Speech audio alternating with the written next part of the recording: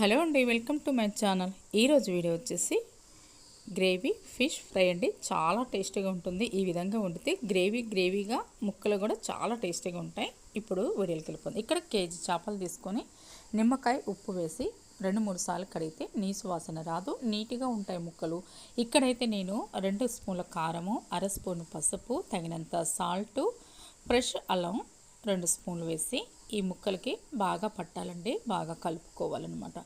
ఇది బాగా కలుపుకున్న తర్వాత కనీసం ఒక గంట సేపు అయినా మనం పక్కన పెట్టుకోవాలండి, లేకపోతే ఫ్రిడ్జ్లో పెట్టుకోవాలి.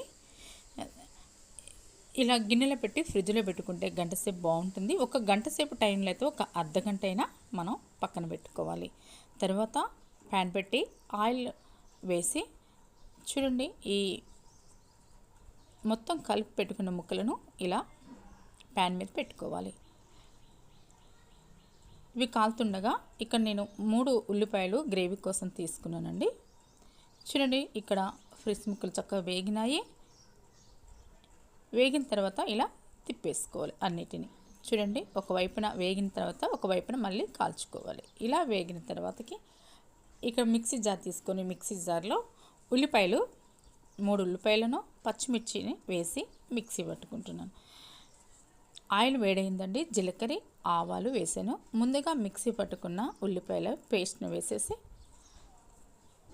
అల్లం పేస్టు వేయాలండి. వేసి చక్కగా వీటిని మొత్తం ఇలా కలుపుకోవాలి. అడుగంటకుండా చక్కగా మనం వేయించుకోవాలి. కరివేపాకు గుప్పెడు, కొత్తిమీర గుప్పెడు వేసి వేయించుకోవాలి. అడుగంటకుండా చక్కగా లో ఫ్లేమ్లో పెట్టేసి ఇలా వేయించుకుంటే పచ్చివాసన అనేది పోతుందనమాట.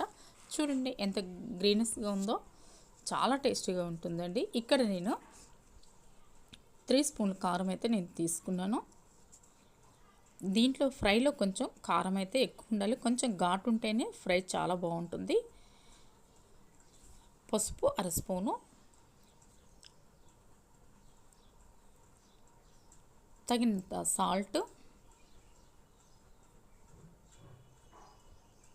జీలకర్ర పొడి, ధనియాల పొడి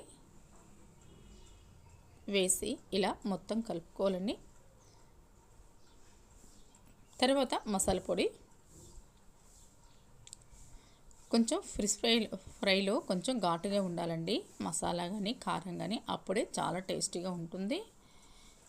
ఇలా మొత్తం కలుపుకోవాలండి. అడుగంటకుండా చక్కగా మనం దగ్గరుండి ఇలా కలుపుకోవాలి.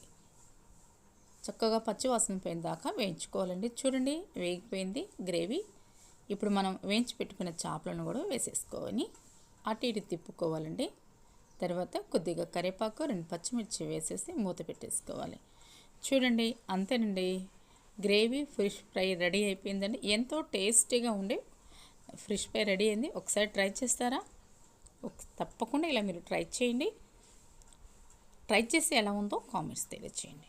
చూడండి, ఇప్పుడు ఆయిల్ మొత్తం చక్కగా గ్రేవీకి పట్టి ఎంత బాగుందో, చాలా టేస్టీగా ఉందనమాట. ఇప్పుడు వేడివేడి అన్నంలో వేసుకొని తింటే ఎంతో టేస్టీగా ఉండే ఫిష్ ఫ్రై. చూడండి ముక్కలు ఎంత బాగున్నాయో. నచ్చిందండి? నచ్చితే మాత్రం తప్పకుండా లైక్ చేయండి. మన ఛానల్ కనుక ఫస్ట్ టైం చూసి సబ్స్క్రైబ్ చేసుకోండి. ఇది చేపల పులుసు అండి. చేపల పులుసు కూడా శుభ్రంగా నిమ్మకాయ ఉప్పు వేసి శుభ్రంగా కడిగానని నీచు వాసన లేకుండా ఉంటుందని. ఇక్కడ నేను శుభ్రంగా కడిగిన తర్వాత 3 స్పూన్ల కారము, 1/2 స్పూన్ పసుపు, తగినంత సాల్టు, ఫ్రెష్ అల్లం వేసి మొత్తం కలుపుకొని ఒక అర్ధగంట పక్కన పెట్టుకున్నానండి. అలా పక్కన పెట్టుకుంటే ముక్కంతకు పట్టి ఆ పులుసులో తింటుంటే చాలా టేస్టీగా ఉంటుందండి. దీంట్లో కూడా అన్ని మసాలా వేసి చింతపులు వేసేసి ఆయిల్ వేసి బాగా ఇలా కలిపి మరగనిచ్చానండి. స్టవ్ ఆఫ్ చేసి ఇప్పుడు ఈ పులుసుని చూద్దామండి. ఎంత చక్కగా ఉడుకుందో, పులుసు ఎంత బాగుందో చూసారండి.